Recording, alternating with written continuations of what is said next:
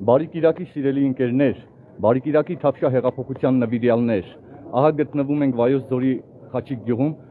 որտեղ Սուրբ եւ Ամա պատարագին ներկա են գտնվում բազմահազար ժողովուրդ, վարչապետ Նիկոլ Փաշինյանի գլխավորությամբ, ազգային ժողովի նախագահ Ալեն Սիմոնյանի մասնակցությամբ, ինչպես նաև մի շարք նախարարների եւ падգամավորների ուղեկցությամբ։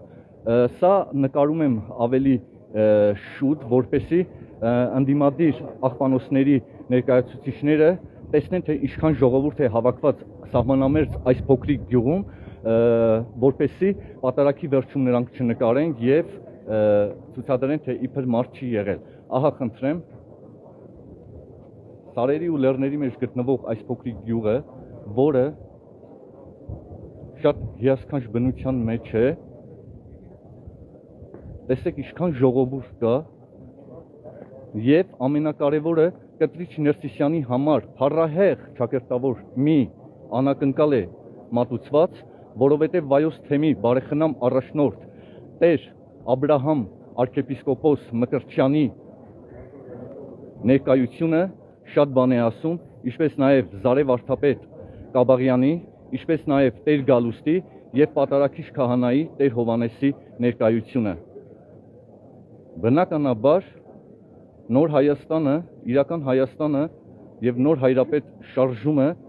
հերթական հարվածն է տալիս սրբապիղծ եւ կուսակրոնության ուխտը խախտած այն բաշիբոզուկներին, ովքեր ասում են իբր թե կուսակրոն Կտրիչ Ներսիսյանի ամուսնությունը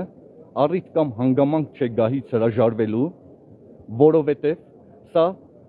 այդ նույն կուսակրոնների համար հանգրվան է իրենց